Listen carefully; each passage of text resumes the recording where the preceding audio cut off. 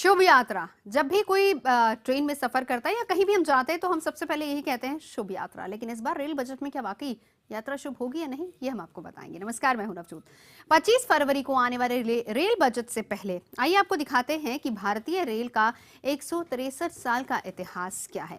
हमारी इस खास रिपोर्ट में देखिए कि आखिर 163 सालों में रेलवे किस मुकाम पर पहुंची है।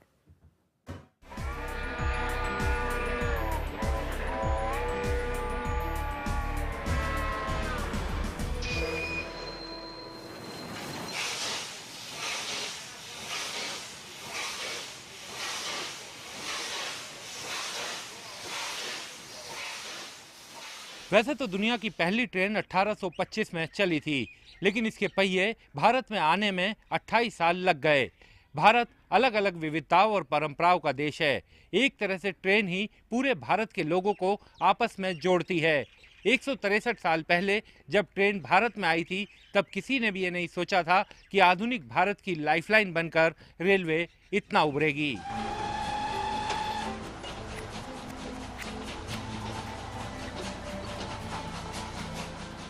भारतीय रेलवे यानी भारत की लाइफलाइन, ये न सिर्फ हर रोज लाखों किलोमीटर की दूरियां तय करती है, बल्कि अलग अलग संस्कृतियों को मिलाने के लिए एक पुल का काम करती है। भारतीय रेल हर व्यक्ति को किसी न किसी रूप में छूती है। आज से कुछ दशक पहले खेत खलिहानों, पीछे छोड़ते मैदानों और रेगिस्तान के बीच गुजरते हुए स्टीम इंजन और उसकी खास आवाज वाली सीटी ही इसकी पहचान थी।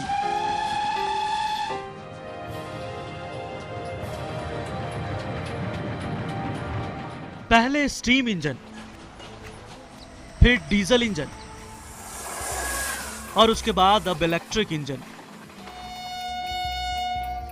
आज भारतीय रेल की नई पहचान है। लेकिन इसकी शुरुआत आज से तकरीबन 163 साल पहले 16 अप्रैल 1853 में हुई थी। तब मुंबई के बोरीबंदर से ठाणे के बीच भारत की सबसे पहली यात्री ट्रेन ने सिर्फ 33 किलोमीटर की दूरी तय की थी। भारत में चली इस पहली ट्रेन में 14 बोगियां थी और पहली बार इसमें तकरीबन 400 लोगों ने यात्रा की थी। जाहिर है अंग्रेजों का शासन था, तो ज्यादातर यात्री अंग्रेज थे। भारत में उस समय रेल का रुतबा यह था कि जब पहली ट्रेन चली तो उससे पहले 21 तोपों की सलामी के साथ उसे पहले सफर पर रवाना किया गया था। इस ट्रेन को खींचने वाले लोकोमोटिव सुल्तान, सिंधु और साहिब नाम के इंजन को आज भी रेलवे ने अपनी धरोहर के तौर पर संजो कर रखा है।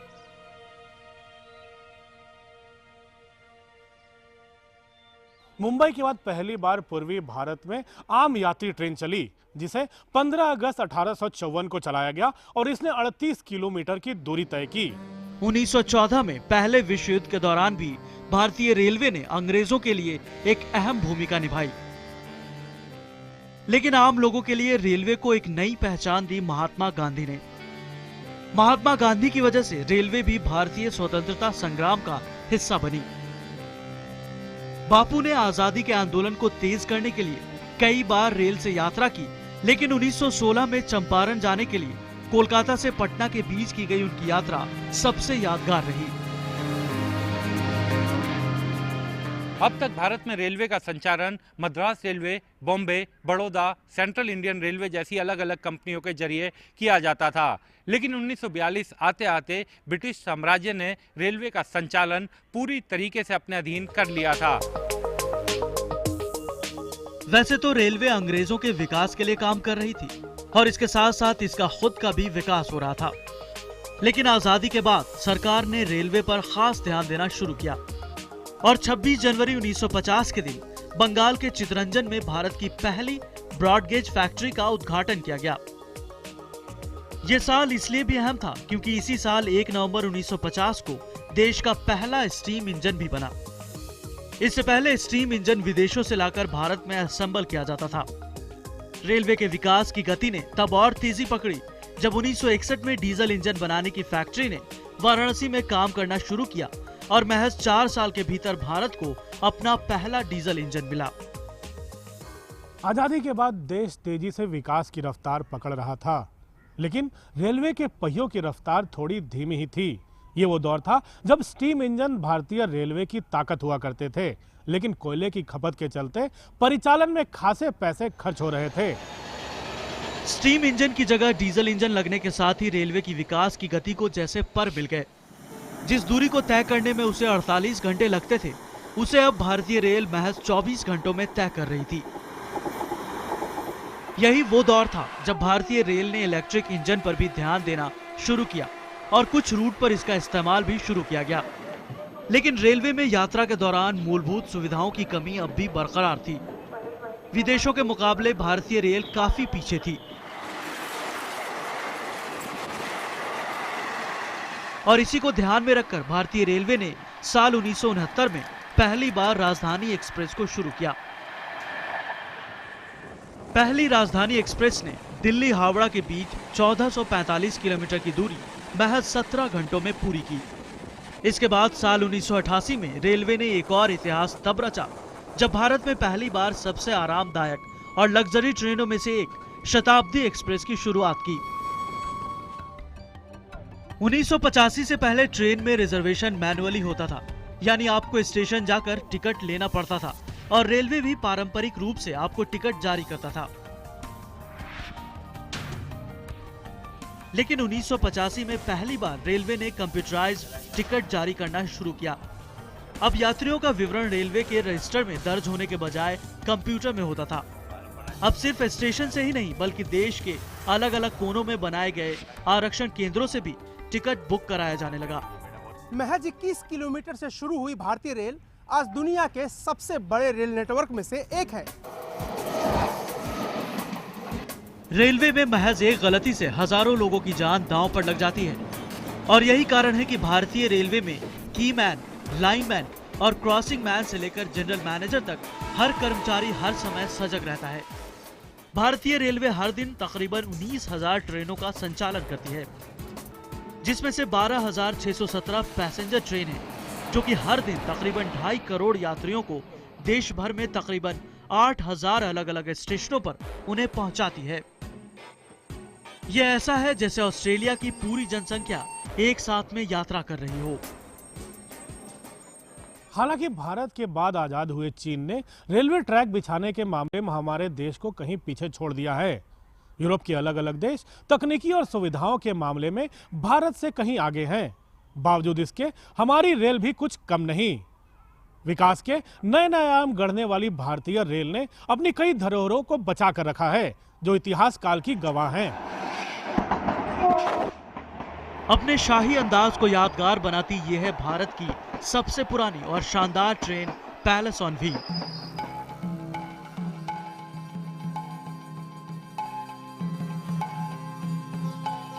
अपने 7 दिन की यात्रा पर पैलेस ऑन व्हील आपको राजस्थान की सैर कराती है और राजा महाराजाओं की तरह हर सुख सुविधा देती है।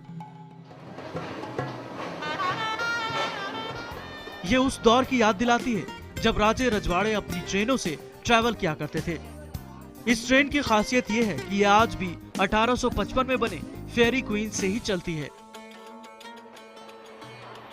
इसके अलावा रेलवे की शान है 18वीं और 19वीं सदी में बनी दार्जिलिंग हिमालय रेलवे, नीलगिरी माउंटेरियन और कालका शिमला रेलवे, जिनका संचालन आज भी होता है और आज भी यहाँ की टॉय ट्रेन आकर्षण का केंद्र है। यही कारण है कि इसे वर्ल्ड हेरिटेज साइट का दर्जा दिया गया है। भारतीय रेलवे ने जहां अपनी विकास की रफ्तार को बनाए रखा, वहीं उसने अपनी ऐतिहासिक धरोहर को भी संजो कर रखने की पुरजोर कोशिश की है। विकास की इस रफ्तार में अब भारतीय रेलवे का अगला पड़ाव है हाई स्पीड ट्रेन और bullet train. High speed train तो जल्द ही रेलवे ट्रैक पर दौड़ती हुई दिखाई देगी, लेकिन बुलेट ट्रेन में भी समय लग सकता है। जुलाई 2014 में भारत की पहली सेमी हाई स्पीड ट्रेन की शुरुआत की गई, जिसका पहला ट्रायल आगरा से दिल्ली के बीच किया गया। लक्ष्य था 90 मिनट में दिल्ली से आगरा की दूरी तय करना, लेकिन फिलहाल ये अपने तय लक्ष्य को पूरा नहीं कर पा रही है। हालांकि गतिमान की यह हाई स्पीड ट्रेन अब भी देश की दूसरी ट्रेनों से खासी तेज है, क्योंकि भोपाल शताब्दी के मुकाबले गतिमान एक्सप्रेस दिल्ली से आगरा की दूरी 105 मिनट में तय कर रही है, जबकि भोपाल शताब्दी 2 घंटे 6 मिनट में ये दूरी तय करती है। जाहिर है ये हाई स्पीड ट्रेनों की पहली कड़ी है, क्योंकि इसके बाद देश में बुलेट ट्रेन का रास्ता भी साफ हो गया है, जिसको लेकर भारत और जापान के बीच करार भी हो गया है। 98,000 करोड़ की ये परियोजना जल्द ही शुरू होगी और अगले 7 सालों में बनकर तैयार होगी। और अगर सब कुछ तय समय के अनुसार हुआ तो भारत में 2023 में मुंबई और अहमदाबाद के बीच पहली बुलेट ट्रेन दौड़ेगी, जो भारत के रेलवे के इतिहास में एक मील का पत्थर होगा।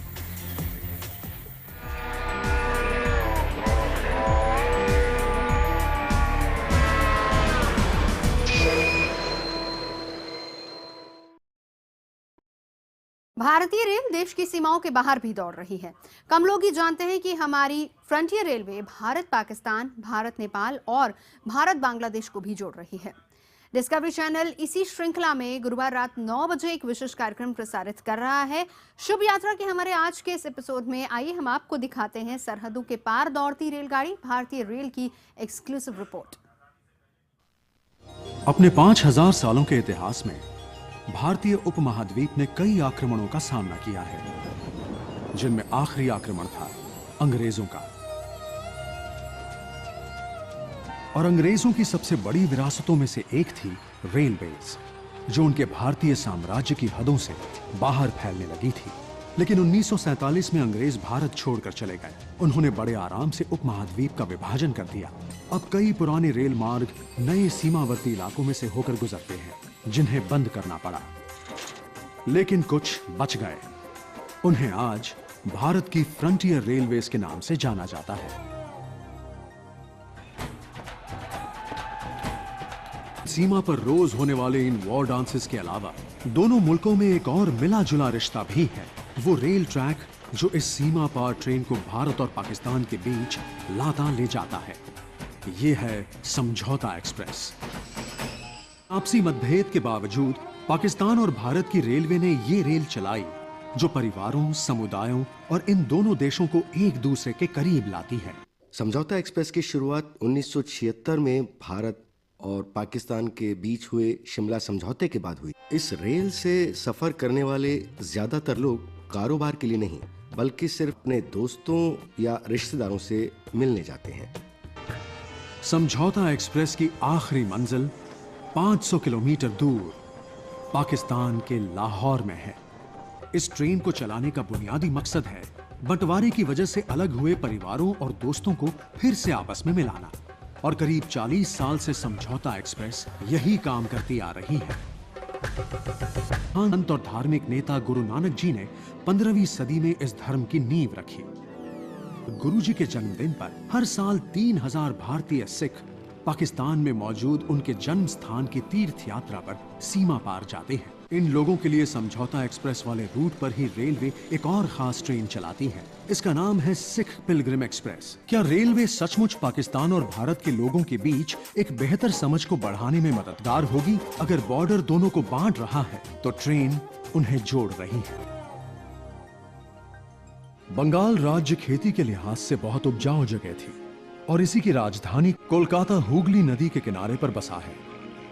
यह बंगाल की खाड़ी, हिंद महासागर और बाकी दुनिया के लिए एक प्रवेश द्वार जैसा था। देश को अंग्रेजों से आजादी मिल गई, लेकिन उसके बाद हुई लड़ाइयों की वजह से रेलवे को काफी नुकसान हुआ। 40 साल से भी ज्यादा तक भारत और बांग्लादेश के बीच यात्री गाड़ियां नहीं चली। लेकिन फिर सन 2008 में बॉर्डर के आर पार एक ट्रेन चलाने के लिए समझौता हुआ। इसका नाम था मैत्री एक्सप्रेस। मैत्री एक फैमिली ट्रेन है। इसके मुसाफिर ज्यादातर बंगाली होते हैं जो या तो अपने दोस्तों और रिश्तेदारों से मिलने या अपने पारंपरिक गांवों को लौट रहे हैं। कोलकाता से ढाका तक का सफर 392 किलोमीटर का है और इसमें 12 घंटे लगते हैं। बीच में इमिग्रेशन और कस्टम्स के लिए 2 जगह रुकना भी पड़ता है। एक नॉन एयर कंडीशन कोच में सफर करने का एक तरफ का किराया करीब 500 रुपए है, जो काफी सस्ता है। अमरूल की पीढ़ी ने बांग्लादेश की आजादी के लिए संघर्ष किया था। ये स्वतंत्रता सेनानी सफर के दौरान सार्वजनिक घोषणा करते हैं और धार्मिक संगीत बजाने के अलावा प्रार्थना के लिए भी जिम्मेदार हैं। विदेशी सहायता और भारतीय रेलवे से मिलने वाले भारी भरकम फंड्स के जरिए उसे अपनी बुनियादी सुविधाओं को फिर से कायम करने में मदद मिल रही है। इस सिलसिले में सबसे बड़ा इंजीनियरिंग प्रोजेक्ट था यमुना नदी पर बना बंगबंधु ब्रिज, और एशिया के सबसे लंबे पुलों में से एक। ये ट्रांस एशियन रेलवे का एक हिस्सा भी है। ये दक्षिण पूर्व एशिया को यूरोप से जोड़ने वाला एक रोड और रेल लिंक। इस सर्विस की फ्रीक्वेंसी को दोगुना करने की योजनाएं हैं और दोनों ही देशों को ये उम्मीद है कि भारत और बांग्लादेश के बीच मौजूद ये फ्रेंडशिप लाइन भविष्य में और ज्यादा सहयोग और समृद्धि लेकर आएगी। कभी नेपाल के राजा इस रेलवे लाइन के मालिक हुआ करते थे। कभी यहाँ से 3 नैरो गेज ट्रेन हर रोज तय किया करती थी, लेकिन अब सिर्फ एक ट्रेन चलती है। हर बार ट्रेन ठप हो जाने पर इस रेलवे लाइन के 150 कर्मचारियों और उनके परिवारों को ये डर सताने लगता है कि कहीं इसे हमेशा के लिए बंद तो नहीं कर देंगे। तनख्वाह सिर्फ तभी मिलने की संभावना है जब ट्रेन पटरी पर दौड़े, लेकिन इस सब के लिए इंजन की मरम्मत होना जरूरी है। इंजन जनकपुर रवाना हो जाता है। ये ट्रेन ज्यादा से ज्यादा लगभग 15 किलोमीटर प्रति घंटे की रफ्तार से दौड़ती है, जिसके हिसाब से सरहद तक का लगभग 30 किलोमीटर तक का सफर 3 घंटे में पूरा होना चाहिए। लेकिन ठसाठस भरी होने और रास्ते में 7 स्टेशनों पर रुकने की वजह से ये शायद ही कभी समय पर अपना सफर पूरा कर पाती है। मगर इसके किसी भी मुसाफिर को ट्रेन के लेट होने की परवाह नहीं है। 2 हफ्ते लगातार चलने के बाद जयनगर जाने वाली ट्रेन अचानक पटरी पर से उतर गई है। किसी मदद का इंतजार करने के बजाय नेपाल रेलवेज इस समस्या को एक बार फिर अपनी जनता की मदद से हल कर लेती है, जो उसकी सबसे बड़ी ताकत है। अब सरकार फैसला कर चुकी है, वो रेलवे लाइन का विस्तार करना चाहती है। भारतीय सरकार उसे नए सिरे से बनाकर आधुनिक रूप देगी। 3 साल के अंदर यहाँ से नेपाल की पहली ब्रॉड गेज ट्रेन सर्विस शुरू होगी, जो जनकपुर और उससे आगे तक जाएगी।